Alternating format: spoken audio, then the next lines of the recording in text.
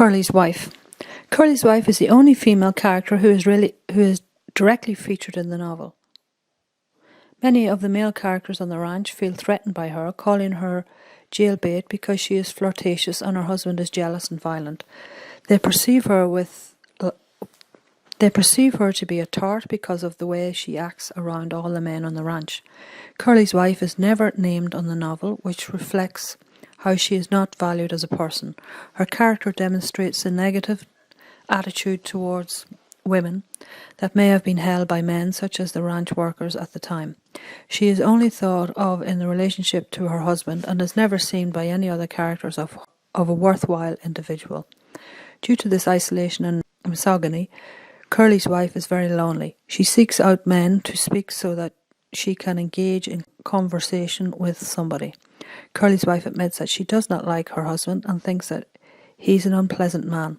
Curly's wife is also disappointed because of her failed dream to become a movie star. Lonely. Curly's wife looks for company throughout the book but never finds it because none of the other characters are willing to speak to her.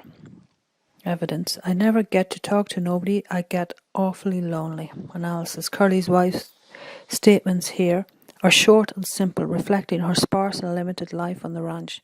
She is shown to use only a few words here in the same way as she speaks very few words in her day-to-day life. The word awful is used like we would use really, to emphasize how lonely she is, but the word awful also shows how sad her life is. She's isolated. Curly's wife is made to feel alone on the ranch because the men do not speak to her, as she has a bad relationship with her husband, whom she dislikes. Saturday night, everybody out doing something. Everybody, and what am I doing? Standing here talking to a bunch of bindle sticks.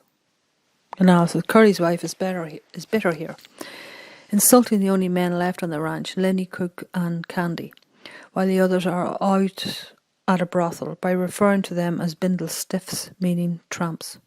She repeats everybody to show how alone she feels, as if everyone in the world is doing something except her. She makes men uncomfortable.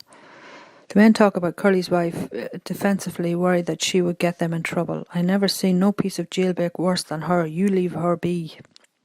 George emphasizes his mistrust of Curly's wife by standing by her, but by saying that he has never seen another woman as likely to get a man into trouble before. George warns Lenny away from her, suggesting that she is dangerous and untrustworthy.